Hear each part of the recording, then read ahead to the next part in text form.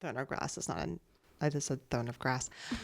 Okay, I will completely agree with you. More comfortable.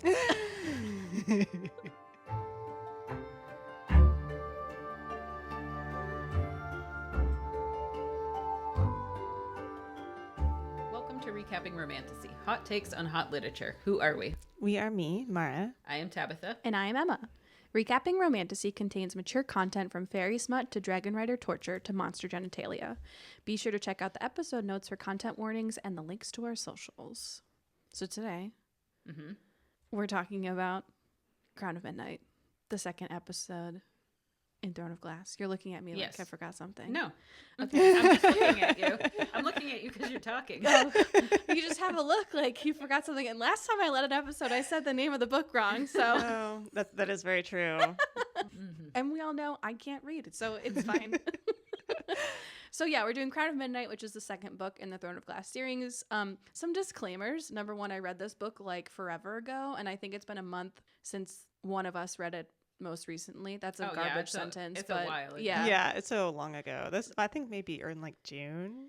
Yeah. Which is like 2-3 months old. Yeah, I think I read it. I didn't go through my Goodreads, but I think I read this and wrote notes for this like maybe March, April, May, June. Yeah, so we've got some distance. Luckily, Yeah, nothing happens. Yeah. Yeah. I read the next one recently, but it'll be fine.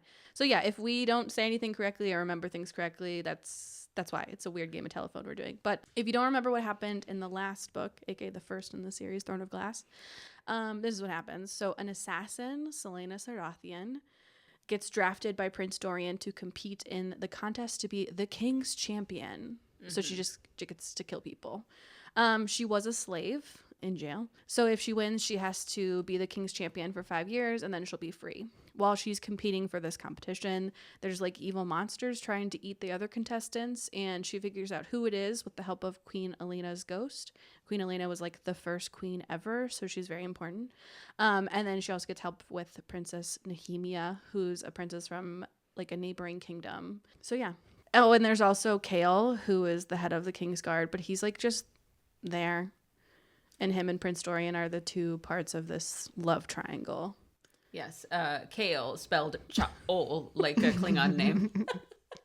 But also very important is she kisses Dorian. Oh, yeah. And then she breaks his poor little heart That at is the end true. because she's like, I can't be with a prince when I'm serving your, dad. Yeah. That's unprofessional, Right. Dorian. Uh-huh. Yeah. And then he goes and cries in his room. Yeah. I can't believe I missed that. And you're like, I want to rewrite this. I'm like, go for it. Like, and then you forget that. I know. Good point. Good point. Yeah, no, I totally can't be with the prince, but I can be with the like head of his guard. Yeah. Yeah, Yeah. But that's a professional, thing. That's a you can do professional. that. They're coworkers. They're They're coworkers. Yeah. It's not Colleagues, the if power you will. imbalance Yeah. isn't there. Yeah, where is HR in this palace? Yeah. God. Non-existent. It's one sad lady in a broom closet. I would also like to apologize in advance for my unrelenting negativity in this episode. I didn't do it on purpose, but like the only notes I had were really mean. Tabitha's just over it. Yeah, We've promised her she doesn't have to read any We're more like, of we these. won't do SJM in a while. And we're like, okay, so next episode we're doing SJM. And literally today at the beginning of our like staff meeting, we were like, hey, so can we read like one more SJM book? And she was like, fine. I'll do it, but I'll complain the whole time. Yeah. Which is why we're here. I want to listen to you complain. It's fun for me personally. Honestly, me too. All right. Are we ready to get into this? Yeah. Let's do it. Okay. So we start book 2 with Celaena Sarathian actually doing some assassin shit. Kind of. Yeah, kind of. So it's Yeah. like a one pager of her sneaking through a lord's house, but still it seems like something the best assassin ever would be able to do. It ends on a cliffhanger with her basically holding a knife inches away from this man's neck. And like we know, I hate cliffhangers, but it makes sense here. It's a good opener. Yeah, it is a good opener. I liked it as a first chapter. Yeah, it makes you think there's going to be action. Yeah. And there is action. in And this was book. totally different from the first book too. I was just like, Right. oh my gosh, this is a definite like change from the first book, which she's just like being marched around with the bag, not even over her head because she Yeah. can see everything. Like, we just hope this is confusing for you. And again, she was like good at being an assassin Yeah, here. you can Yeah. actually Not see her like- assassinating. Yeah, not like in the first book where she was like, ugh, I don't know how to do archery anymore. Just barfing and sleeping in the first book. Just totally forgot how to archery. Oh, my boobs are smaller. Literally a quote from the first book. But my eyes are beautiful. So then we cut to Selena presenting a decaying head and hand to the king. He's like, gross, but thanks. And then he takes the severed hand while Prince Dorian looks queasy about the whole thing. I'm sorry. It's okay. I still have a whole lot of problems with Dorian being like, she's an assassin? Yeah. But everything about her is disgusting. The king then tells her to find and kill anyone involved with the rebel movement, including the suspected traitor, Archer Finn. He's a courtesan who taught Selena how to flirt when he studied at her assassin school for a bit, so, like, they go back. She then convinces the king to give her a month to kill him so she can use the time to discover what he's doing and to help him get out of there. While all this is going on, Dorian is having, like, a little crisis and wondering if she actually cared for him in the last book when they had their little, like, flirtation. So, angsty prince teen is back. Like, she literally just threw a severed head across the room, and he's like, but did she ever like me? Yeah. The entire book is like that. The entire yeah. book. He's just like over there moping. Like, did Selena ever care for me? You have much bigger things to worry about right now. Yeah, and way more things in this book. So Kale then tries to debrief Selena, and she's like, bro, I'm not one of your guards. Chill. But really, he was just worried about her, and then they have like a nice hug. Then we get some exposition. We learn that Elena's ghost hasn't been bothering Selena since the last book. We learn that she actually hasn't been killing anyone, but instead faking their death with corpses from the sick houses. And since she has been traveling far to fake assassinate these lords and ladies, the heads are bloated and decayed enough that no one is trying to like take a close look. So, You know, this is how you start a plague. yeah, Taking right. dead bodies out of the plague house and just like Yes. throwing them at people. Yeah. There's like a paragraph somewhere in this book where she's like comparing like the size of like the bodies to other people. Yeah, she goes in there and like matches. Yeah. Okay. But she's not sure how to fake Archer's death because he's in the same city. So like not enough time will pass for the Archer's head to be like, you know, dead and decayed. So she's got to figure something out because if the king finds out what she's doing, it's all over. AKA she dies. Selena has some dream about Cain. He's this guy from last book, like the bad guy. And he whispers her true name, ominous. I'm sure important for later. Sure. But instead of thinking about that at all, we cut to her and Nehemia, the foreign princess who I talked about earlier. They're all playing fetch with Selena's dog, Fleetfoot. And like, why do fantasy pets have such stupid names? Why can't like he just be named Frank? Fleetfoot sounds like a horse name. Doesn't it? Yeah, it does. Yeah. Second tangent about this dog. Who's like literally only mentioned in this part. Almost all of the art that I've seen for him are him as a golden retriever. And he's literally described in the book as being part wolfhound and part wolf due to his huge size. And like, I don't know if you've seen a wolfhound, but they're like shaggy horse-sized dogs. Like they're not golden retrievers, okay? But on page 289, he's described as running by like a blur of gold. So like, did SJM just like forget what wolves look like? Because they're not usually golden. Like brown, maybe fine. Yeah. But who describes it that way? I mean, I'm fine with accepting that this dog lives in a fantasy land. Yeah. So, I mean, maybe they have golden wolves. That would be kind of cool, right? Golden wolves. Okay. Yeah. But, like, I'm far more annoyed if it's a golden retriever, though. Like, this is way too British. Yeah, you should. I know. Well, you should look up some of the art. It's a legit golden retriever. I know you showed me one. No, Yeah. This is not right. No. The only thing that would be worse if it was like a golden doodle. Yeah, right. Ooh. She has a hypoallergenic dog. Yeah. Dude, golden doodles are so dumb. Hot She take. did get it from a special breeder, though. Not a puppy mill. Oh my God. Okay. Selena and Kale run in the mornings. Gross. They have a nice little heart-to-heart about their trauma from killing people. And a reminder, when Kale killed Cain, that's the bad guy from the last book, that was the first time that Kale had ever killed anyone as the head of the King's Guard. It is truly amazing that he is so sheltered, given the I know. murderous maniac that he works for. Right? Like they've routinely had to torture people in the basement. Yeah, and he's still like, I'm a good guy. I've never killed anybody. My morals are so strong. Like, who are you? A teenager. I think he's like 20, so Yeah. technically not a teenager, but still. Frontal lobe not developed. No. After their run, Selena gets a little jealous that all the court ladies in their fancy gowns are making eyes at Kale in his sweaty clothes. Okay. I did have a lot of thoughts at this scene, and specific to internal misogyny, especially Sarah J Maas's brand of internal misogyny, which I don't really need to repeat it again, but I'm gonna. So, essentially, Selena doesn't trust any other women except for Nehemia because of some traumatic betrayal that she's had in the past that we don't know about right now. But also, because I genuinely think Selena thinks of herself as simply being above all other women. She's like a little bit of a pick-me. She I is. was gonna say she's a pick-me. Yeah, absolutely she is. She's like the boys' girl. Yeah. And I mean, Farrah's the same way. So I'm like, Yeah.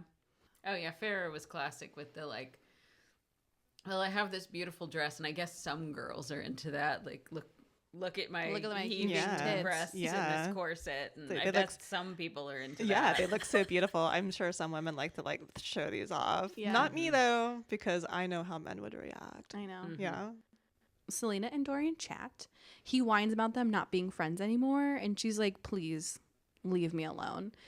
But not because she doesn't want to be friends with him, but because she can't stand him also being with other women. So again, we have a little like internal misogyny, weird jealousy happening. Yeah.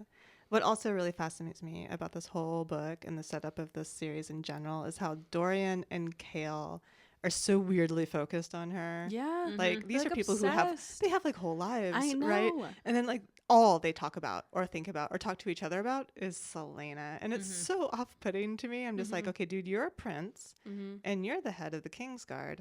Surely you have other things to talk about. But no, we do not. It's all Selena all the time. What's like the opposite of like a Bechdel test? We're like, you know, like the Bechdel test is like if you're talking about like a guy. Yeah, Always. yeah, it is. It is definitely the opposite of a Bechdel test. If there were one of those, this is it. Yes, damn, true feminist. But really, all of this whole chapter is really just to get us back to square one with this love triangle. I was so angry to be back in the building with this love triangle. You have 3 18-year-olds, or approximate. One is too traumatized to have feelings or make decisions, and the other two are dumb as rocks. Yeah. Yeah. That's where we Yeah. are. Yeah. And somehow I'm supposed to care. Yeah, Yes, you are. yes, you must. Because she's Selena, and we all care about Selena and how Yeah. she feels. She's the best, most greatest assassin ever. And while she's assassinating, Selena spies on Archer and grows nostalgic about her time in Rifthold before she was captured. Later, Selena asks Kale if he knows of the crime lord Rook Farin. Kale explains that Rook was killed by Arobyn's personal bodyguard Wesley. Arobyn is like the leader of the assassins. And while this conversation is happening, Selena remembers that Wesley tried to warn her about a trap the night that she got captured. But now he's dead too. She knows Arobyn betrayed her, but she doesn't know why. And when she does, he'll pay. Selena explains that Wesley went after Farin because he killed one of her companions, Sam, and that the night she was hired to kill Farin was the night she was captured too. This is too many names. I do not care about all of these people. I do not know who they are. This is literally, they might as well say to me, ooh, Blorbo told me that Binkboo was going to betray Grumbun. That's exactly what it sounds like. Yeah, you started with that, and I'm like, I know. Like, my brain just glazed over. Yeah. I was just like, okay, so you're telling me there's a conspiracy plot? No, yeah, Okay. yeah. but also like okay. So as I was reading it, I was like realizing that none of this actually matters for this book. It doesn't, right? This never comes up again. No, it doesn't. I know. And I was like, that's why I was like, oh, I don't need to say that line. I probably shouldn't say that line. So sorry, Well, it's like I the just whole wasted. chapter. No, it is. It is the whole chapter. But here's what's kind of like maddening about this is that whole chapter summarized what happened in the prequel. Like not exactly. The prequel is like 5 short stories or 5 or 6 short stories together, and the only ones that really matter for like the main overarching plot of the series, even though I haven't finished it. So like I'm probably wrong here, digging my own grave. The only ones that really matter are like the first one, which like sets up her and like Sam's relationship, and then the last two, which is like where the betrayal like type things like happen. And like it was exciting. Like I was like gasping. I was like, this is fucked. Like that this happened. Why it's really being brought up now, other than to like tie her and Archer together maybe a little bit more, don't know. So Okay. yeah. So it's giving you the Sam background. Yeah, you find out who Sam is. It is giving you the Sam background and like some of the other kind of like ish that you need for I think the rest of the series, because like I think like Arabin's gonna come back and like some of these other people. Yeah, and they just chose to drop it all at once with a million names. Yeah, well, and the other thing that's interesting is like the prequel was written like halfway through this like series being written, so I think like, or at least it was released. I don't know about being written. Maybe I'm wrong here, but like I think this was put in as like, oh, you know, this will be important later, and then she was like, oh, this needs to be way more important. I'm gonna like write a whole prequel that like makes this make sense. It sounds to me as if it was a bunch of like pre-writing that she did before she started the series, and she's like, here's her background. I'm not going to get into that in this book precisely, but this is where her character is supposed to come from. So I'm going to write these like quick shorts to kind of like figure out who she is and where she came from, and then we'll go from there. And then it was just like, hey, I wrote these things. How about we publish them as a book? I can make money off these. Yeah. Which is not wrong. That's fine. But still, sounds like what it is. Selena confesses that her and Sam loved each other. Yay. You can probably check that out. Later, Selena is walking to the library when the huge bell tower rings midnight. She sees a shadowy hooded figure, and when it starts making its way towards her, her necklace from Ghost Queen Elena glows. She blinks and the creature is gone, leaving her with just the word plans echoing in her head. I sincerely don't remember this happening. No. I'll take your word for it. No, I that trust you. okay, that little piece of information you need for like chapter 40 or whatever. So like just keep that back. Okay. So Selena then goes to Elena's tomb because she was like, what was this ghost guy about? And while she's waffling in front of the door about whether like did she actually see this guy or not, the skull door knocker comes to life and talks to her. And she was like, I thought magic was gone from this world, but the skull tells her no. Just new magic is gone, whatever the fuck that means. Okay, so Emma is withholding information, but the door knocker is named Mort. And in the audiobook, he sounds like he's from Brooklyn, which is just amazing. I was so knocked out of what was going on. It's just like this dude is just talking to me, and he sounds like he's in a bodega. Talking to me about like cheese puffs or something. I'm like, what is happening? Yeah. This part felt very Alice in Wonderland. Yeah, it did. I didn't care that his name was Mort. I was fascinated. I couldn't stop. I mean, Yeah, he's basically an old Jewish man in the audiobook. So ridiculous. So she tells the skull her name and he laughs like it's like the funniest thing he's ever heard. That's foreshadowing, in case you didn't know. Yeah. Thank you, Emma. You're welcome. Ghost Queen Elena doesn't appear, so the skull gives her a message like he's some sort of answering machine, I guess.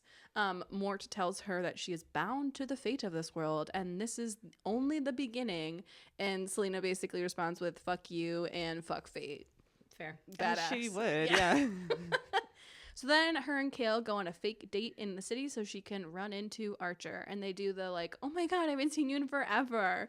We should get dinner and catch up. That like you do when you see anyone from high school.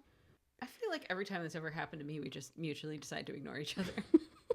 I feel like it depends on like the level of high school friend or like person I'm running into. It I was really at does, I was at the mall and I like made eye contact with someone and we were just like in the same class. And then we both just like immediately looked away.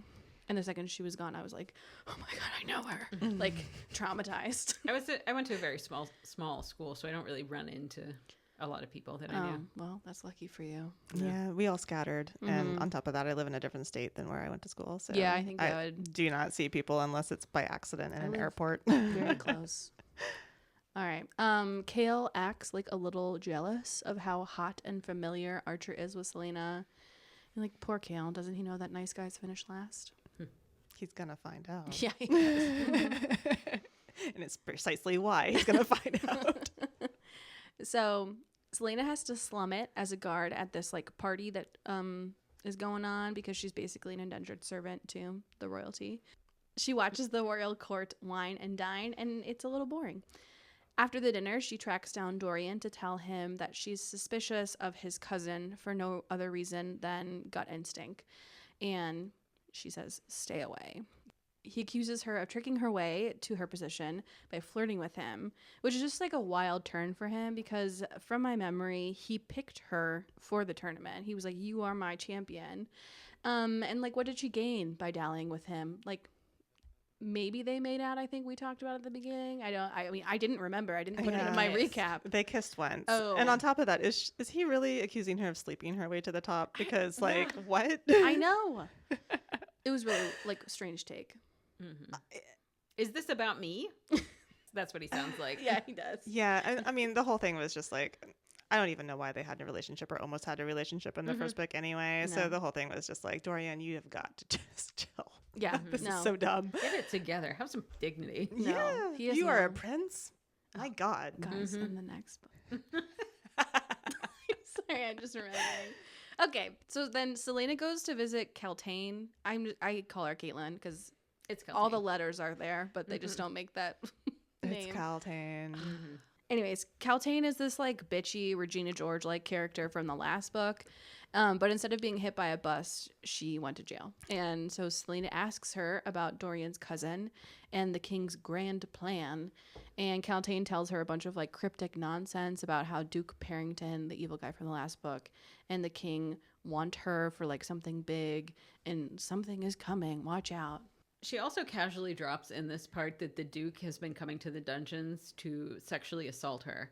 So, like, that's super cool. Yeah. I'm so glad that this was included. Yeah, you need to know I that. really feel like Sarah J Maas is a little too free and easy with the subject of sexual assault. Yeah. Like, it was never really addressed, the fact that Rhysand was assaulted repeatedly for like 50 years. Yeah. She treats it as it's a really big deal, but also she really freewheels like Everyone has been sexually assaulted. everyone in her has been book. sexually assaulted, but it's not that big a deal, you guys. We'll get No. right over it. Yeah. And then she glosses over it, and then they're like, yeah, this is happening. And everyone's like, okay, Yeah, like this maybe is, we should talk about it or do something. No. No. This is like quote unquote resolved in that Selena tells Kale and he like yells at his guards. Yeah. And Like, that's it. literally my next sentence is her and Nehemia talk about how shitty it is that like this happens to Keltane, and then they go and tattle to Kale, and he's like, oh, I'll do something. Mm-hmm. Yeah. Also, this is not at all serious, but in the audiobook, Keltane sounds like the cat in the movie Babe, which I know is a very specific reference, but if you know, you know, and you will never stop thinking about it. I wish I knew. Honestly, it's been so long since I've seen Babe that I can't recall. It's like this high-pitched baby evil voice. Oh yeah, Oh. And it's it just is like, that. hi. Oh, gross. Yeah. Keltane as a character is just make her name be Caitlin, okay? All right. There's a little moment between Kale and Dorian where they act like bros again because they're like not, since they were both like liking Selena. They're in a weird fight right now. Yeah. So Dorian's complaining about his brother coming back to the castle, and Kale tries to tell him like, dude, it's okay, it's just your brother. But like, is his brother Joffrey from Game of Thrones or something? Because they're acting like he's the devil on earth. I literally thought this in the first book that he must be Joffrey in Yeah. the first book, but then they get around to who he actually is, and he's literally a child. He's like 12. He's 12, and he's just like running around acting like a 12-year-old, Yeah. and they're like, this sociopath, and I'm like, Yeah. whoa. I was gonna say all 12-year-olds are sociopaths. Yeah. Just built in. I've met quite a few. They're rough. That was not plot relevant. I just wanted to complain. Selena puts on a slinky red velvet dress to have dinner with Archer, and then her and Kale have like a little moment. You know, I really wish I'd liked their romance a bit more. You know what I mean? I said this as I was reading this, like Crown of Midnight. I was like, you know, Kale's not that bad. He isn't. He's not I was that like, I'm starting to like bad. Kale. And then, oh my God, I'm in the next book, in Uh-uh. Air of Fire. I was like, this motherfucker. I was like, I was texting my sister and my friend. I was like, are you fucking kidding me, Kale? Kale, get your head out of your fucking ass. Like, I was so upset, guys. He fucks a bunch of shit up. Like, Kale. All right. he eventually comes around again because, of course, but like, oh my God, what a little bitch. Kind of want to read it now. Yeah. I think it's, I mean, Throne of Glass, Crown of Midnight, Heir of Fire, Assassin's Blade. I haven't read all of them. I've only read those 4 so far, but I feel like they get better. You can keep Assassin's Blade out of that though. But like Throne of Glass, terrible. Crown of Midnight, mediocre. Heir of Fire, I'm like, okay, I'm starting to see all of this now. There's still some parts where I'm like, you're keeping this vague for no reason other than to like confuse me. Sure. Wished more people kissed last book, but I digress. So Archer and Selena flirt at dinner, and he's like, you want to come up for coffee? Which we all know what that means. And she's like, no, thanks. Like, you have the night off because remember, he's a sex worker. And he's like, no, this wouldn't be because I have to. It's because I want to. And then she gets like super flustered. And so she word vomits that she was actually sent to kill him for the king. Very Catty Heron. That's a definite thing you would word vomit, right? Yeah, Like, yeah. I was sent to kill you. Yeah. Someone like has their hand on your knee and you're like, oh, I was sent to kill you. Like, Yeah, world's best assassin. right. Yeah. Most amazing. So he then says that he can pay her off to save himself. And she explains that the king thinks that he's involved in some kind of like rebellion uprising. And he's like, girl, what? No, I'm still in debt to my madam. But I do know this other thing. Apparently, the princess of Terrasen, Elena Galathinius, is gathering an army to stop the king from doing more bad things. Galathinius really sounds like a dinosaur name. Doesn't it? It does. Yeah. I kept thinking to myself, Brontosaurus. Terrasen is/was a neighboring kingdom that was attacked and destroyed by the king when he was taking over everything. The princess Aelin is supposed to be dead, but some people still think she's alive, kind of like Anastasia.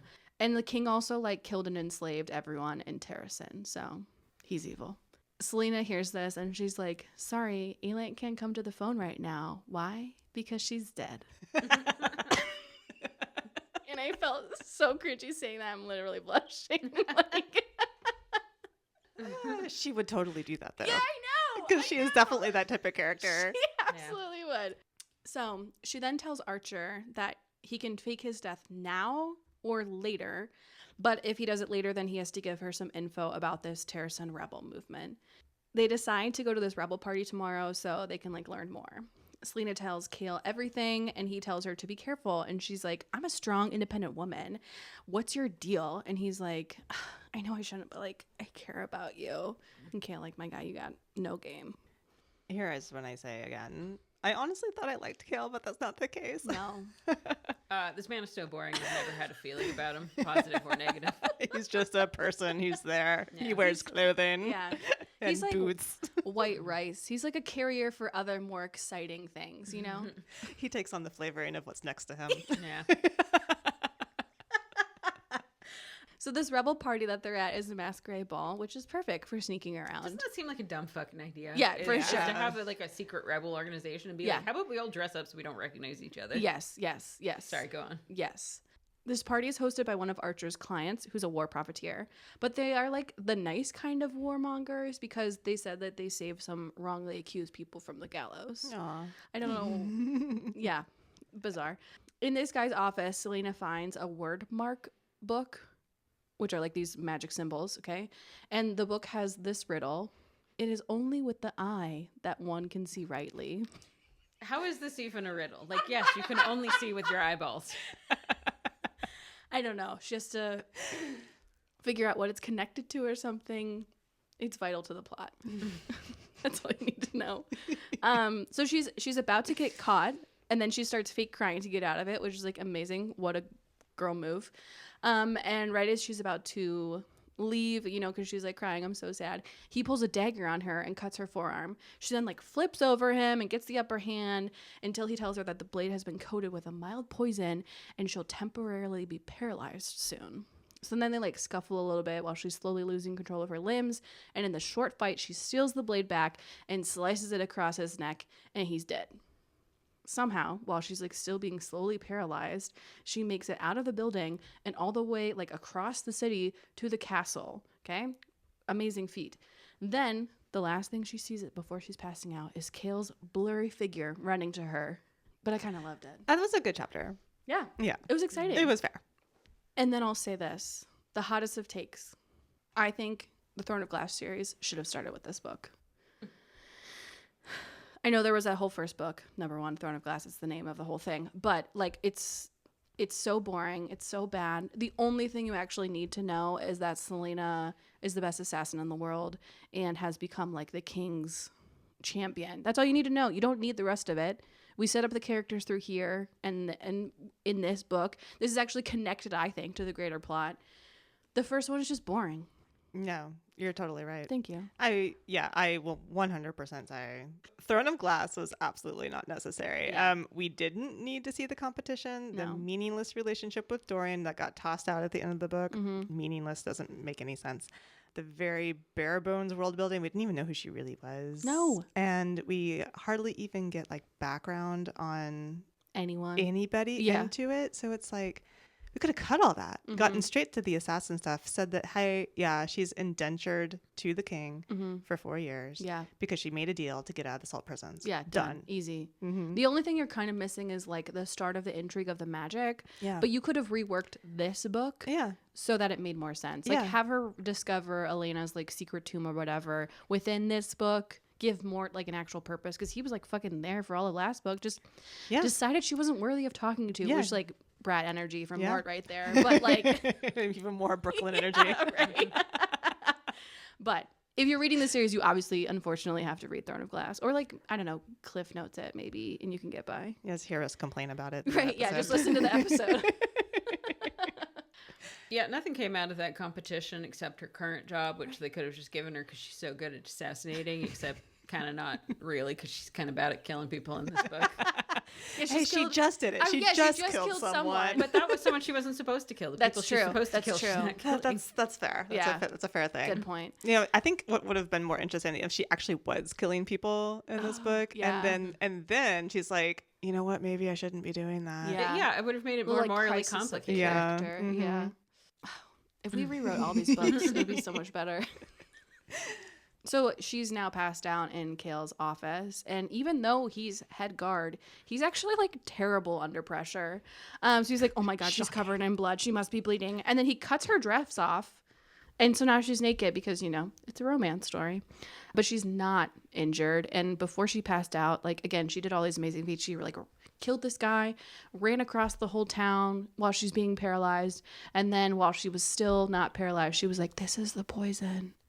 So he gets the healers, and then she gets the antidote, and then the medicine just makes her throw up all night. So Is this the first barf? it is. Surprisingly. I don't think there's that much. Let me say this: there's not much barf, as in like one-offs, but there's a lot of like barfing. If that makes sense. I get it. Yeah, it's like I don't know, just like the essence of barf. Just like a cloud of it, just always hanging over if us. If you're going by quantity, I think this one might have because she threw up all night. That's a lot of barf. That's a lot of barf. Yeah. Yeah. I hate that she's forced us to talk about it so much. So Selena wakes up and tells Kale what happens, and he's big mad. He like threatens to throw her in the dungeons the next time she pulls something like this, which like Oh, you mean where the rape keeps happening? Yeah. Yeah, good point. It is like a rape threat. Think about it. Yeah. true. No way Kale thought about that. No. Which like that's quite an overreaction. But to be clear, he isn't mad about her killing someone, but he's mad that he was scared that she might have been dead. Collective sigh. Dual size. Yeah. So, since she was throwing up all day, she takes the day off from spy shit to investigate the library. She heard a rumor that there's like a secret library under the real one, and she thinks it's connected to the Shadow Man from like chapter 3. Okay. So she finds a secret door to this secret library, and she continues down the tunnels of the secret library and finds another secret door made of iron. And iron is like the one metal that's immune to magic. And she sees this creature that is locked behind this door. So it must be big and scary. And then jump cut to Dorian, who wakes up from a nightmare and he's freezing. He thinks that he might even see a ring of frost on the couch that he was sleeping on. But no, he couldn't. That's crazy. Mm-hmm. I think they established, or at least brought it up in the last book, that it seems like when magic is used, it makes you cold. Because it kept happening to Keltane. Like, it was cold around her when they were fucking with her mind. Oh. Yeah, I think you're right. I didn't put those two together. I don't know if that's what's happening here, but I like that theory. It's like, oh no, she brought up the theory. I have to talk about the theory. No, I know. I'm like now thinking about it in kind of in Air of Fire, but moving on. There is another party, and Selena decides to sneak in. She sits with Kale and a few of his guard friends, and they're like bantering and teasing each other and having a laugh. They're having a good time. At the dinner, a singer performs an old poem about a Fey woman with great powers who helped kingdoms win wars. But the Fey woman was isolated because of how great her powers were. Like, it was scaring everyone. But a knight falls in love with her and not her magic, is the end of this song.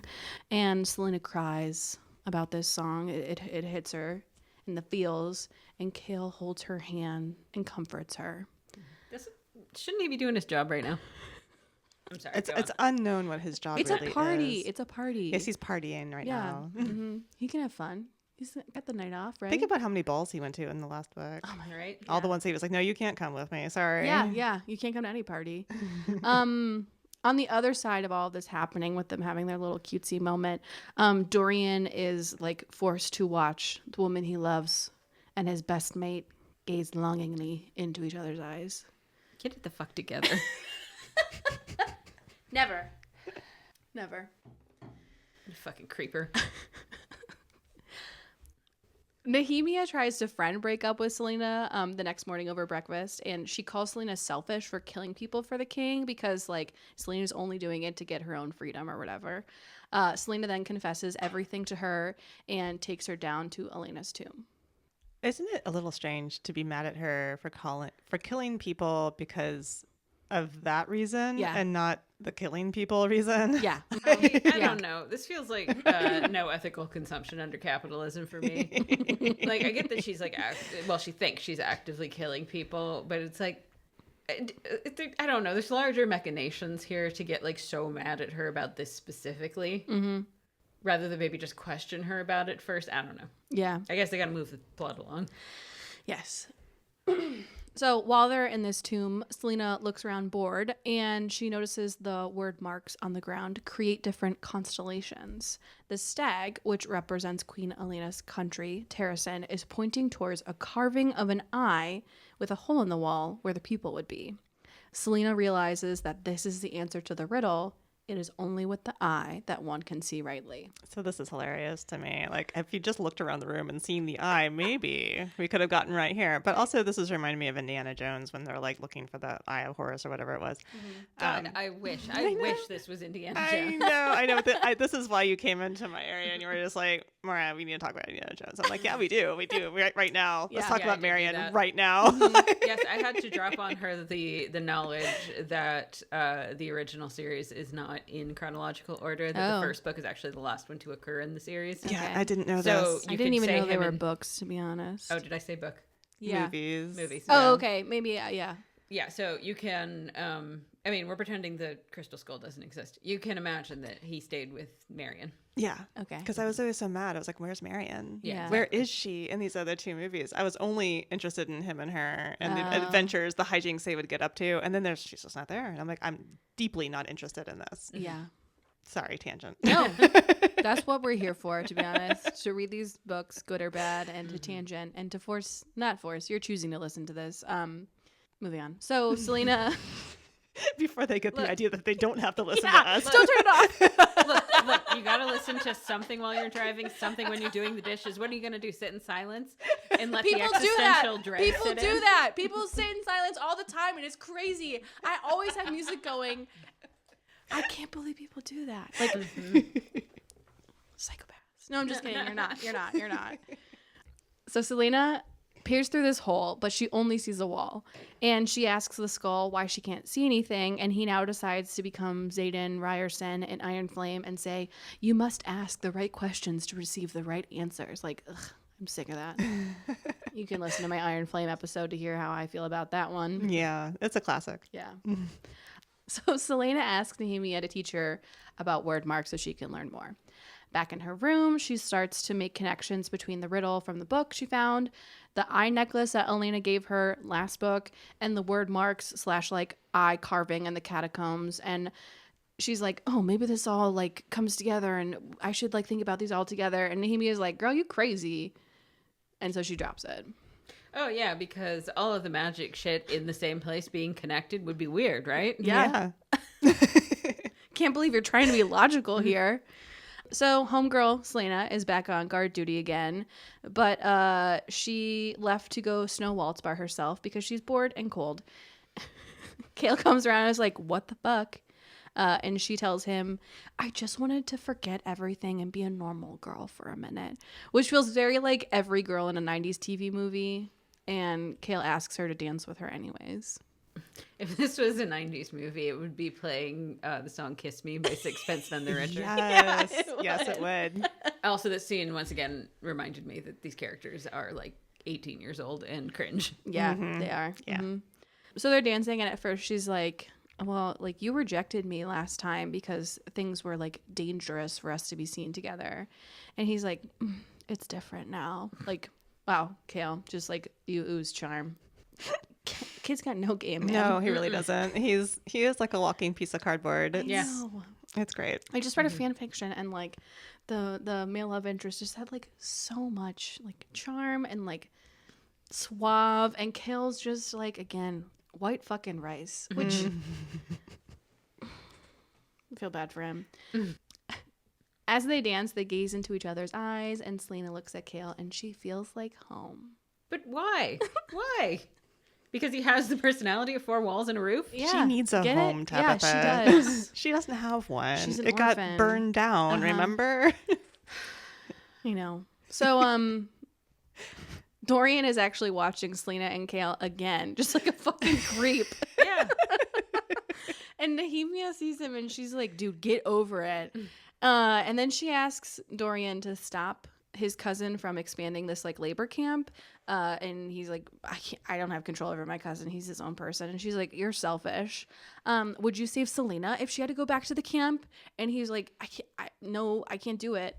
And then she tells him that he has more power than he realizes, but it sleeps inside of him. And when it wakes up, she'll help him. He has 2 wolves inside of him. And as she does this, she traces a symbol on his chest, and then he feels an eye open inside of him. I'm sorry, but okay, listen. Nehemia is like the one brown character who like exists in this world, basically. And the amount of like black girl magic that Sarah J Maas is trying to pull here is like, what are you trying to do? Yeah. What is going on? She kind of reminds me, like, not to the extreme that I'm going to make this comparison, but that like voodoo witch in the Pirates of Caribbean. Yes. Mm-hmm.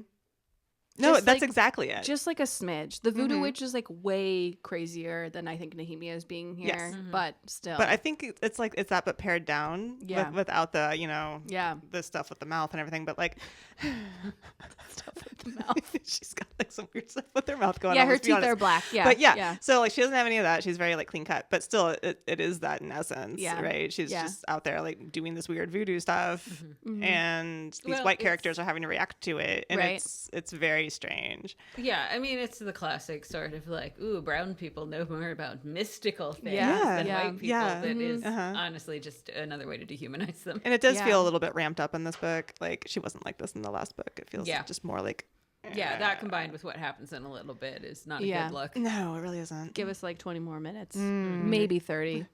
So Selena gets a list of rebels from Archer, but she says she needs more information. She tells him that he has till the end of the week to get her more info. Now she's like a mob boss, I feel. At a council meeting, Dorian starts to notice that things aren't all as they seem.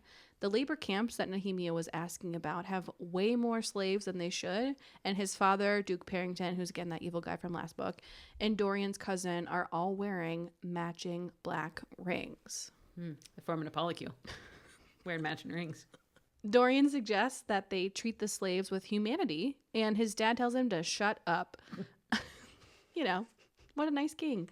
I mean, he's not wrong. You shouldn't really treat slaves with humanity, but that's because you shouldn't have fucking slaves. Oh, okay. Woof, I was really nervous. I was like, where is that sentence going? You can't treat slaves with humanity because you aren't. You shouldn't living have there any from period. Yeah, Yeah, these it slaves shouldn't even be exist. an option. I understand your logic. I just got so nervous at the beginning of that sentence. Like, what's This going is on? the episode where Tabitha defends slavery. Please don't clip that. Please don't clip just that. So, Dorian's like, please treat people nicely, and let's not put more slaves in here. So he votes no, and then he like rushes out in like a temper tantrum. He feels this icy rage inside of him as he storms the halls of the stone castle, and like many emotional men, he punches a wall.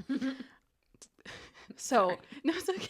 So he punches the wall, a stone wall, and cracks a spiderweb out from the force of his punch until they reach a window, and the window very dramatically shatters all around of him. He looks at his hand because, you know, it should be like fucking broken from punching a wall like that, but it's fine. And then he looks down and notices a circle of glass around him as if some sort of magical shield was protecting him. So he throws up. Of course he does. The essence Also- of a barf Yeah. is strong here. Yeah. I also feel like this is what every like 18-year-old boy with anger management issues thinks is going to happen when they punch a wall. Yeah. Yes. Like it's all going to be dramatically cracking like that, and Yeah. instead they just sort of like They make a hole because it's all drywall. yeah, they just sort of kind of half punch through the drywall and scuff their knuckles up. Yep. Yeah. Or they Yeah. hit like a beam. Yeah, and then And Yeah. then they And really then regret actually it. hurts. Yeah, Yeah. yeah. And while poor Dorian is having a mentee bee, Selena and Kale are getting chummy. Kale is ordered by the king to watch Nehemia. Apparently, she's become too influential, and there has been an attempt on her life. But he has to keep this secret. Dorian and his cousin spar, and he was like, dude, like, I was on your side, Dorian, in that council meeting. Like, trust me. And Dorian's like, okay, and gets suspicious. He walks by the carnival and runs into Kale and Selena. There's like, I don't know, a circus there for some reason. yeah, sure, why not? Yeah. Circus is in town. Mm-hmm. Yeah. While the three of them are there, they meet an Iron Teeth witch who tries to read their fortunes, but like they aren't having it. So something about her spooks Selena, and maybe it's because the witch's parting words were, hide from fate all you like, but it shall find you. I don't know what that accent was supposed to be. The witch is very Baba Yaga coded. Her name is literally Baba Yellowlegs. I'm Yeah, it is. literally Yeah, about yeah, to yeah, like, yeah. give me 10 more chapters. I get to it again.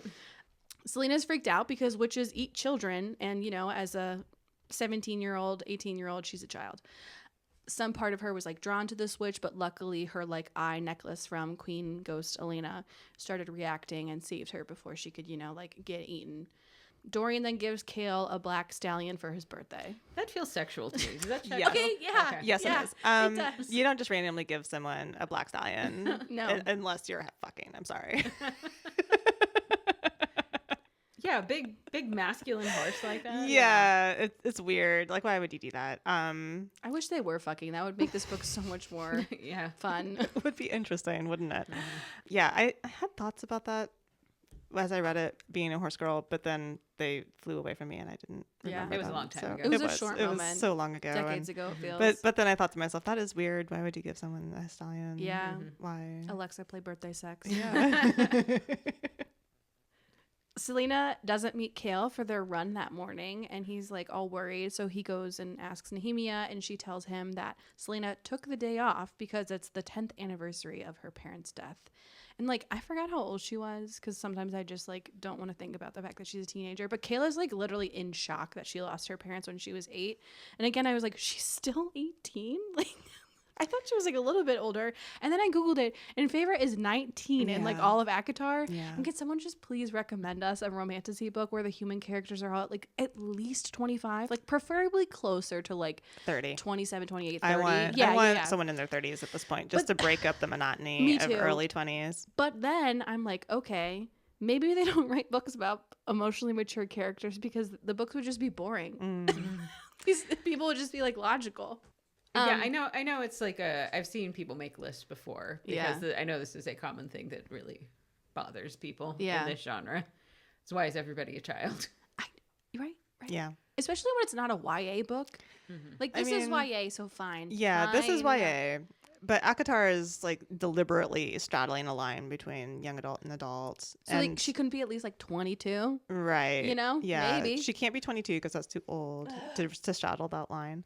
But because Akatar is such a big deal and because it's just like you need it to straddle that weird area, a lot of it is like a new adult thing, which is like 19 to 23. See, that's where I don't everything's technically like that. consider people adults until they're like at least graduated college. And I know not everyone goes to college, but I still think like your frontal lobe has to be fully. You have to be in your late developed. 20s Yeah. to become an adult. I'll give you 25. That's new adult to me. Not to talk about Baldur's Gate again. No, please. But that was one of the things I've seen people say that they liked about it too, is that everybody in it is a goddamn adult. Yeah. Yeah. Yeah. Like lines on their face, past experiences. Yeah, that is nice. At one point in Silver Flames, Rhysand does talk to Cassian about how shocked he is that she's only 19. Yeah, He's man, like, it's gross. He's like, hey, man, did you know that Feyre's still only like 19 years old? No, they're like, wow, she's so young and yet so old. Yeah, that's what they all say. Anyways, Nehemia says that Selena didn't tell them about the death anniversary of her parents. Nehemia just knows about it in her heart. And like, again, was she cryptic last book? No, she was not. I do oh, feel like her no. cryptic secrecy was emphasized in this book. So she Yeah. can like push forward this plot with Selena becoming like a major figure. Right. And like the overthrowing of the king and blah blah blah. Yeah. And like Like I know why she's like this, but Yeah. it's just such a weird turn. it is a weird turn because like she was keeping secrets before, but she didn't have the power of just knowing shit. And I Yeah. feel like she became like a character who was interesting and had her own motivations in the first book to a character who has weird secret powers with no explanation. Yeah, agreed. We then cut to Selena on this death anniversary as she remembers when she attempted to escape from Endovier, and it's like a fun story. Kale is in Selena's room when she returns that night, and he gives her cake and a good hug. Where's my hug at? Dorian is in the library searching for some sort of like familial connection to the Fae, because he's trying to like explain why he has magic. And while he's doing this, he stumbles on the Galathinius family tree, who remember is the family that was the ruling family of Terrasen. And he remembers meeting Aelin Galathinius once when he was little. And then while this is happening, he also has another burst of magic when he tries to convince himself that he's over Selena. Learn how to fucking compartmentalize, dude. Like, one of these issues is way more important than the other. Yeah, but he loves her. You said that so earnestly. Good work. Selena and Kale are out on a date for his birthday, and she surprised him with a dinner of all of his favorite foods. Kale is like overwhelmed. No one's ever loved him like this before. He got a fucking horse. Yeah, he was just given a black stallion. That's not what he really wanted, okay? Like, Selena knows him. I guess the horse is pretty good. Yeah. But no one gave me all my favorite foods for dinner. After the dinner, they're looking out at the sea all romantic-like. And instead of using this moment for a little birthday kiss, Selena confesses that she hasn't been killing anyone. She's been faking everyone's death. Like, oh my God, stop telling people. Like, I get it. I overshare all the time, but I'm also not the kingdom's best assassin. Yeah. Fooled me. Yeah. All of us have been fooled. Kale starts yelling at her about this confession, and he's like, girl, you're being stupid. And she's like, no, I'm not. And he's like, you're going to get yourself killed. Like, the king's going to find out and he's going to kill you. And she's like, wait, do you want me to kill innocent people? And he's like, yeah, they're traitors. I see both sides of this.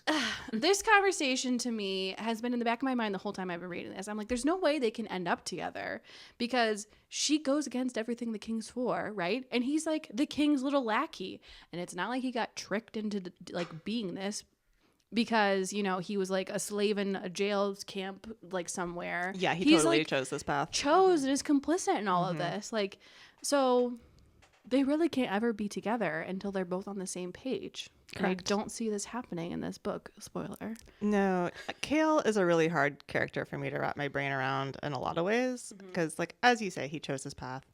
Maybe as a way to get away from his father and his responsibilities there, sure. Yeah, for sure. But he has an almost aggressive kind of naivete about his work, who he works for, and what he needs to be doing to actually be successful at it. So instead, he does have a lot of obsessing about Selena instead of actually doing his job. Yeah. Which, what is his job exactly? Who the fuck Being knows? the head lackey for a murderous king who is obviously a murderous tyrant. Yeah. And it's like, yeah, lots of people do jobs for tyrants in exchange for power.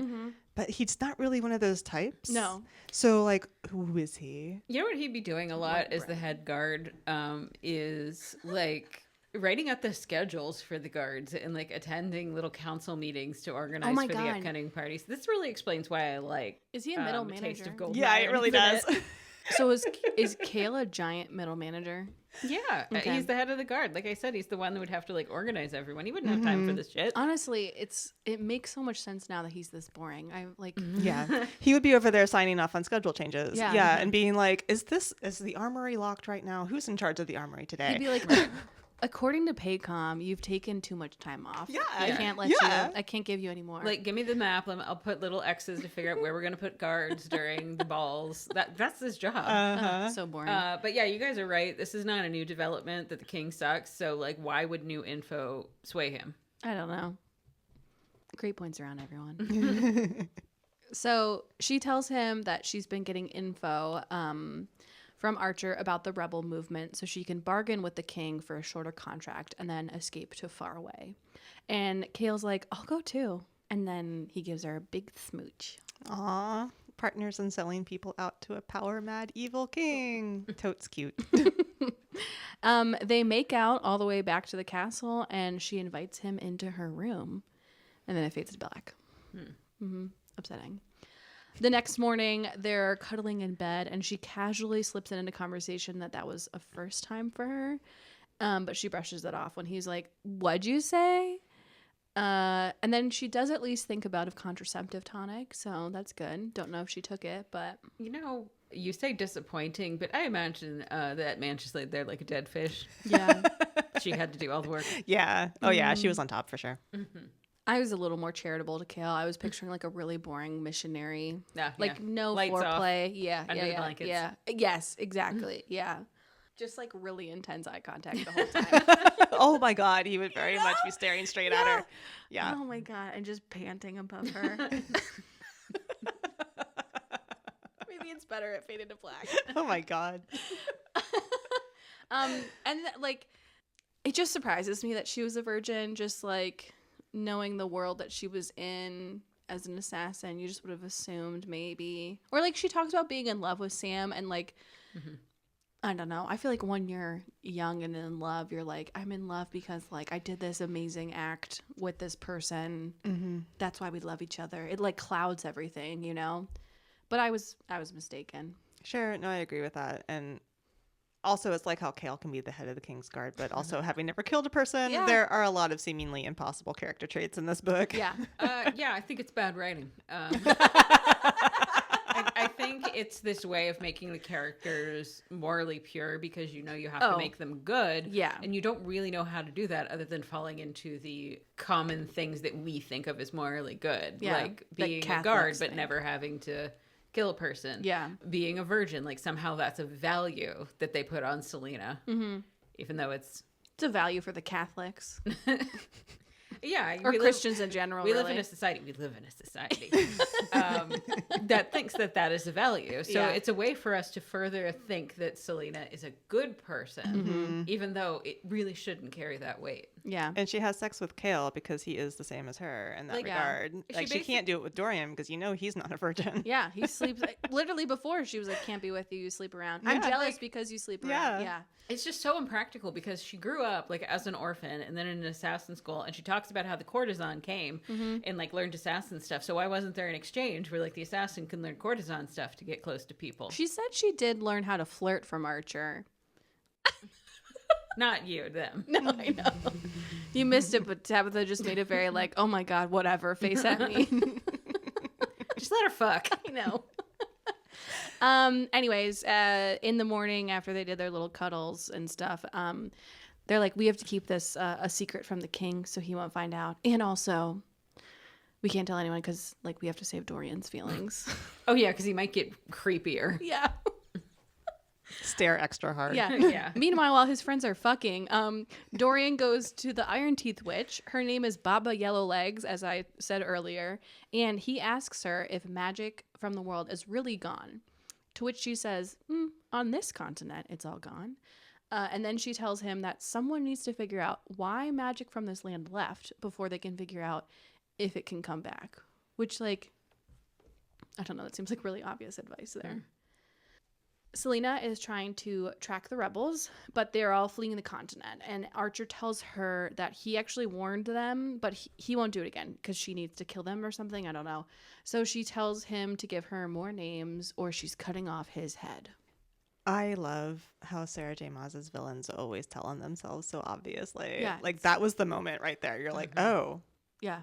I should be paying attention. Right. And she just is like, nah, moving on. Mm-hmm. Well, because they're all Disney villains. That's what I complain about this all the time in Akatar. The king of Highburn or Ireland or whatever, he was just set as being evil. Like, he had humans as slaves. Mm-hmm. Yeah, they never give us. Not a saying that reason. doesn't make Yeah. people evil, but Yeah. like that's like one. That's Right. like one thing. Like, what's the real reason that you want to be here doing this thing? Right. 500 years have passed. You want since slaves you had again? human Okay, slaves. that's evil. Okay, but like, what were you doing in the in-between? There had to have been something. Why are you doing this? Being big nothing. mad, No. yeah. Mm-hmm. Selena interrupts a guard meeting to tell Kale that the king wants to see him, and then when they're out of view, they actually sneak into a broom closet, and then it fades to black again. It's so weird. It's like a 90s teen movie or CW show. Yeah. Yeah, they're gonna play Sixpence None the Richer again. It's very Roswell. Yeah.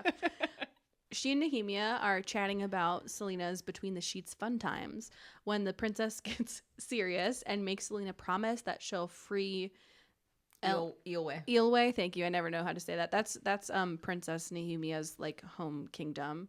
She's like, please free my people. And Selena's like, bitch, no. So Nehemia calls her selfish again, rightfully so, in my opinion. And she tells Selena that she has been chosen by Queen Elena and is blessed by the gods. So why won't you use this power for good? And Selena's like, girl, you crazy. So Nehemia's like, wake up, Selena. You know that the king has some dark power. How else could he have conquered everyone so quickly? He's going to do it to more people. And Selena's like, I don't know. All I can do is look out for myself. And Nehemia calls her a coward. And then Selena says some like really fucked up shit about like how she won't help Nehemia when all her people are dying. And then storms out. Mm-hmm. Yeah. Yeah. Big brat. It is a big brat thing. Yeah. And not like brat summer, but No, like, the opposite of that. yeah, derogatory brat. Cold Dark Brat winner. It sounds like a Spotify playlist. It does. This is a very short, very cryptic chapter 25, of a conversation between a queen and a princess, neither are named. One of them is like, we need to break either the prince or the girl in order for it to begin. And then they decide that the girl needs to be pushed over the edge. Mm-hmm. Yeah. It's weird. It makes sense now that I've like read the next book and everything and like is back together in my brain, but it was stupid.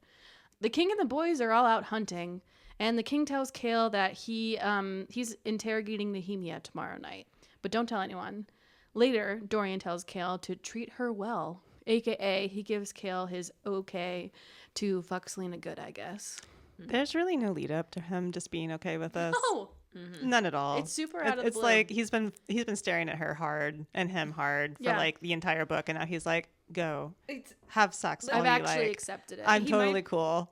he might as well say, I haven't been thinking about this all day, every day, like it sounds, but you can fuck her. I gave you a black stallion, did I not? That Yeah. was like, yes, the sex has to be somewhere in this exchange. Fuck her like a stallion. Mm-hmm. Kale then does some thinking about how maybe the king was like testing him to see if he would tell Selena about like the fact that Nehemia is going to be interrogated, which he didn't do. He didn't tell her. So then he starts daydreaming about marrying her and having kids, and then someone hits him on the back of his neck and he passes out. Sorry. What? Sorry, just laughing at him getting injured.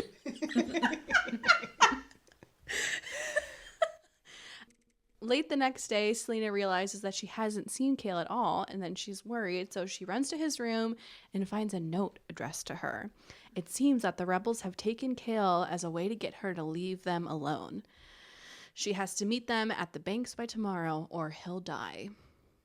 It seems too deliberate to be an accident, but all the letters of the note are italicized except the D's.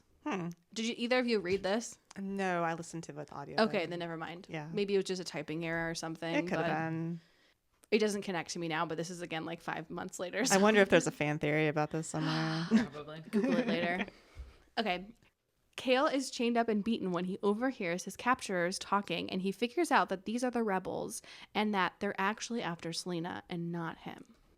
So she's there, and she jumps in through a window and is like throwing daggers at archers and then cuts enemies down as she's making her way to Kale. Then an old man pleads with her to please just like stop and hear him out. So she pauses enough for Archer to appear, and then he like the old man or someone gets hit in the shoulder. I don't remember.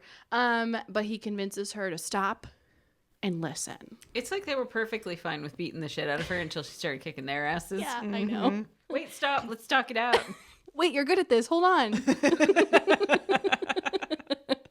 So Archer reveals he has been working with Nehemia the entire time, and they are gathering forces to move against the king. He reveals again, even more, that Kale knew nothing about Nehemia being questioned tonight, but she actually isn't being questioned. She's being killed.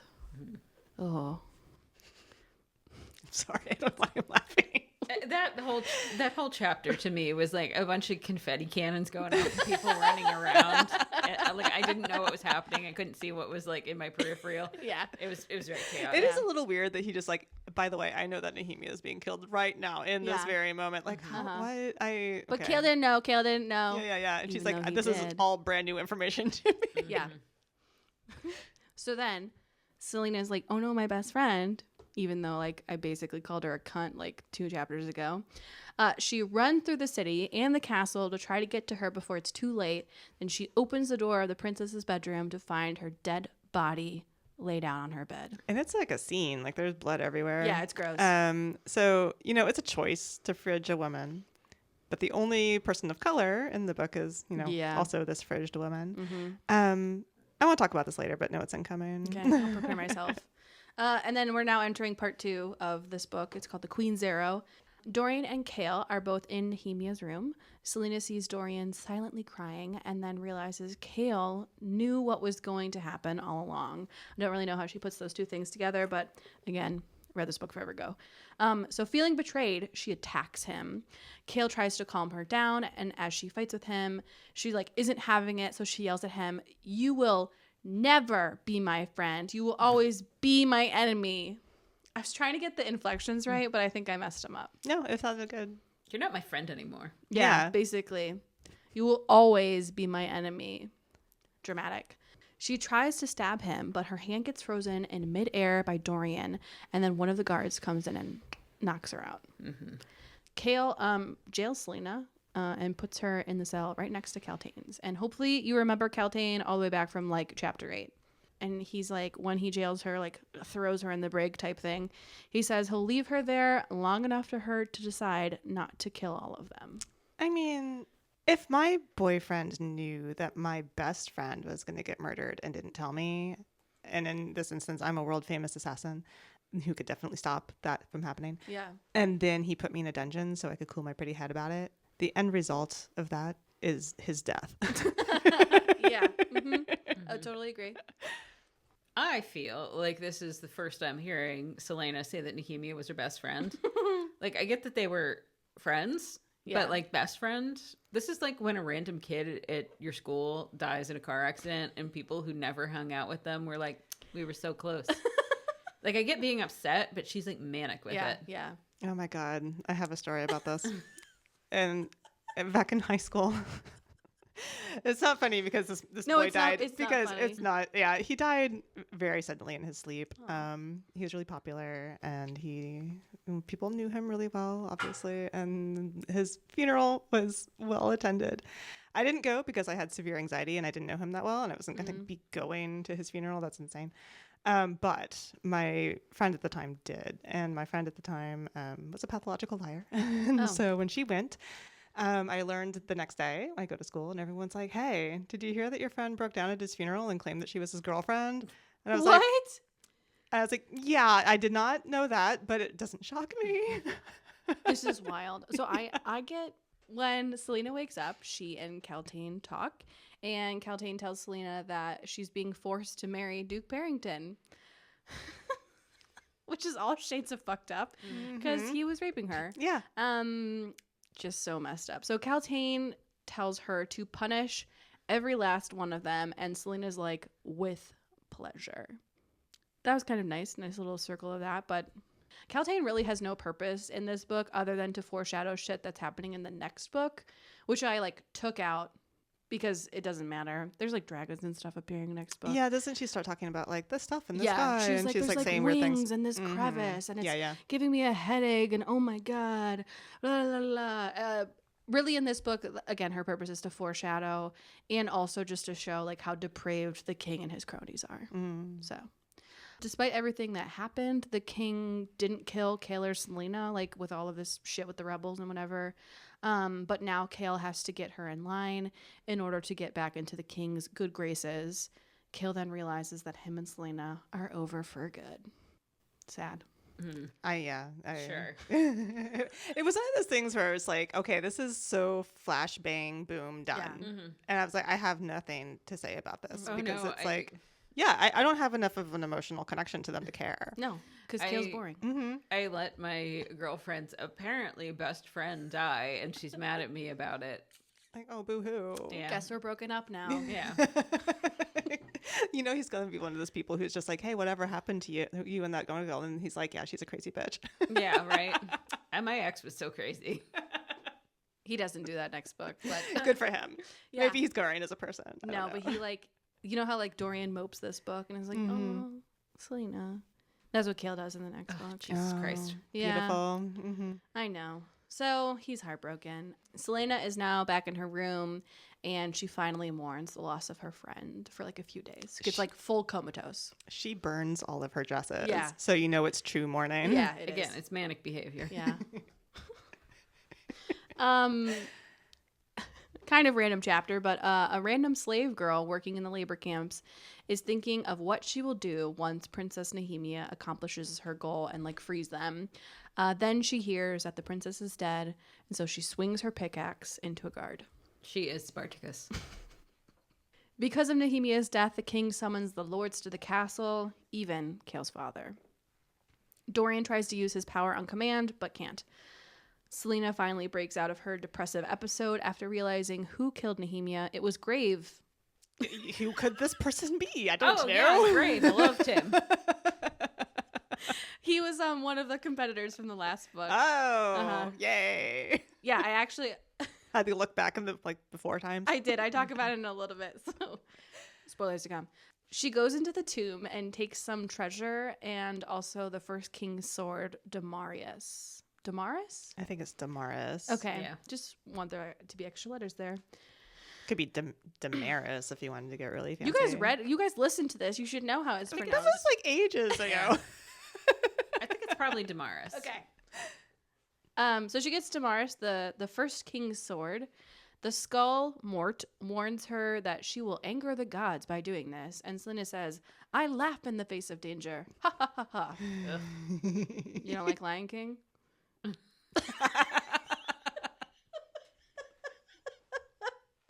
So she uses the gold that she stole from this vault to bribe a barkeep into telling her where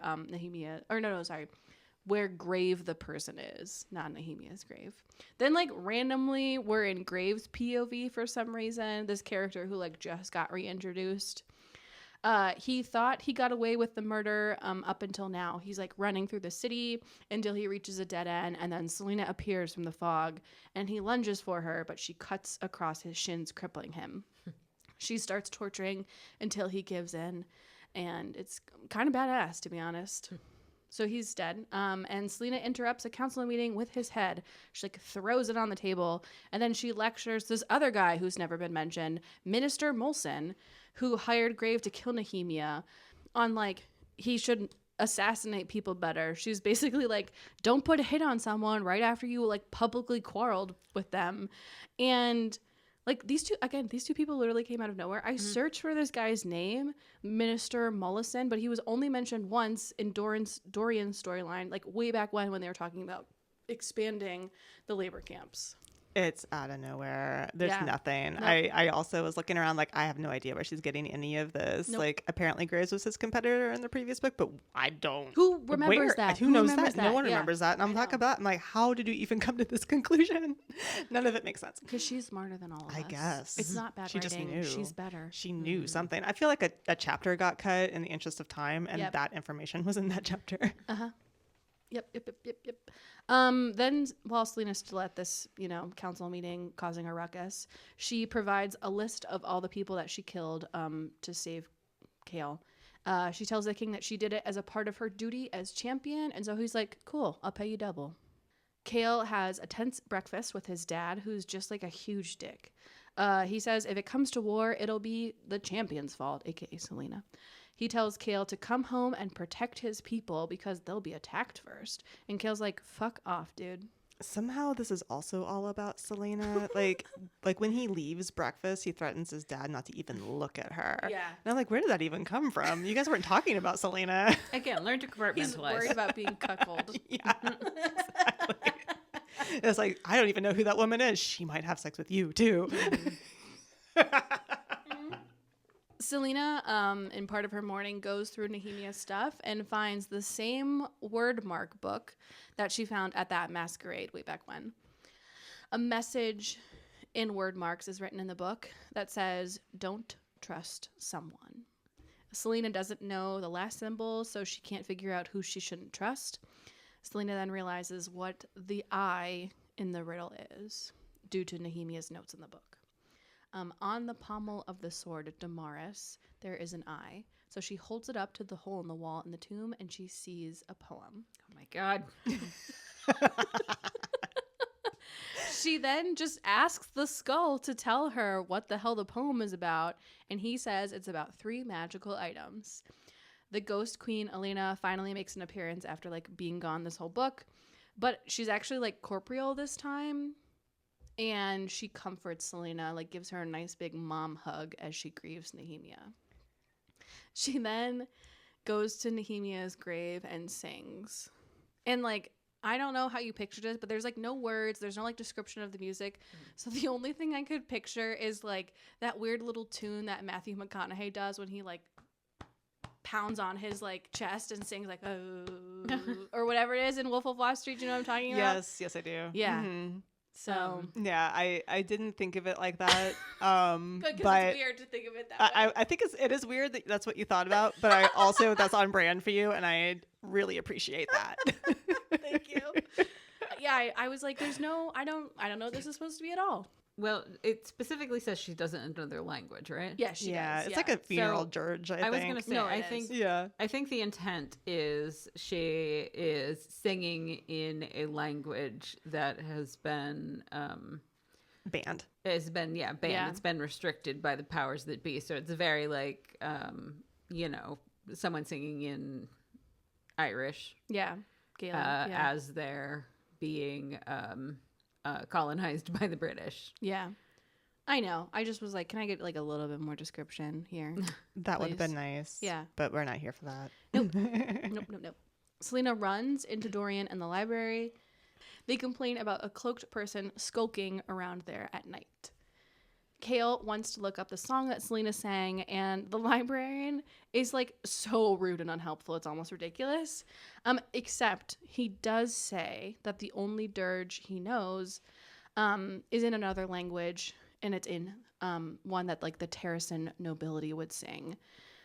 It's this Fey language. Only the nobles knew. It's very, fancy. How convenient. Magical. Yeah, very convenient. Very, very convenient. It's almost just what you said, Tabitha. Yeah. It's Yeah. it's almost if it makes it all so simple. Yeah. And then Kale comes to the realization that Selena must be Terrasen nobility. Also, librarians everywhere should be offended. Yeah, they really should. This guy was kind of a dick. I feel sorry for them. Well, also that oh yeah, I do know the exact thing that you're talking about without having to look anything up. Magically. Librarians know all-knowing. everything, I thought. Selena goes to Dorian's tower for dinner since she has nowhere else to go. I don't know. It'd be funny if she went right back to him and just climbed into his bed and be Look, like, it's- hey. Yeah. It's a castle. There's got to be a common eating area. Yeah. You don't have to do this, Selena. She's back in the tomb trying to find some clues, but she gets a crazy idea instead. So she goes to Baba Yellowlegs' tent, who says for some coin, she'll tell her the answers to her questions and also tell her what the prince asked too. Selena pays the witch to keep quiet about Dorian instead. She then enters the tent and asks the witch about the poem, and she says it's about 3 weird keys that open the weird gate. Or like word keys. I don't know. I think it's word keys. It's unfortunately. I want it to be weird too. WYRD. Weird word, whatever. So it's 3 weird keys that open a word gate, whatever. I'm over it. She explains that there are other realms that exist on top of one another, and the word gate is the way that living creatures can pass through these like realms to the other ones. A long time ago, evil things called the Valg broke through the gate and tried to take over this realm. They then broke a piece of the word gate into 3 word keys, 1 for each of the kings. Very Lord of the Rings. The Fae set out to do the impossible and steal the keys from the kings. When they accomplished it, the Fae Queen banished the kings and hid the keys. Whoever has the keys will be able to conquer new worlds or let in evil, but even having 1 key is powerful. That's like a lot of mumbo jumbo. Yeah. Yeah, it is. The important thing is that there are keys, and there's a gate. There are 3 of them, and there's a gate. Mm-hmm. And you the can do lots of unlock things, the gate. even with just 1 key. Yeah. There you have it. Yeah. And Fae are involved. And Vogs are involved. We could just say more words to confuse people. So through this whole thing, Selena realizes that the king somehow has a key, and that's how he's like doing all this random shit. She then tries to kill the witch for telling others about Dorian's questions, like the good friend that she is here at least, but ends up getting knocked out instead. World's greatest assassin. Kale and Dorian have a guy chat, and they basically only talk about Selena. Yet again. Oh my god, they're so pathetic. It's almost cute. Yeah, but not they're at so all. obsessed. Yeah. What was it like when she kissed you? What was that movie that was out recently with the tennis players? Oh. Yeah, Challengers? Yeah. Yeah, it should have been like that. Yeah, it should have. I still haven't watched it. Selena wakes up in the witch's lair, and she's chained down, but that doesn't stop her from trying to fight back. So she kicks the witch, sends her like flying way further than she should be able to, and the witch and her fight some. They like wrestle until Selena finds an axe and uses it to chop off Yellowlegs' head. Yeah, random axe. Which is You find one of those occasionally. Yeah, all the time. This happens. Just on the side of the street, in a playground, like, you know. Where they are known to be. Yeah.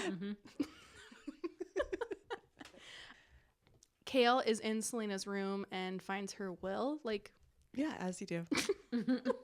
Just commonly, I write my will in my bedroom all the time and leave it out. And in her will, she leaves everything to him. She comes in and she like sees him reading her will, and she tells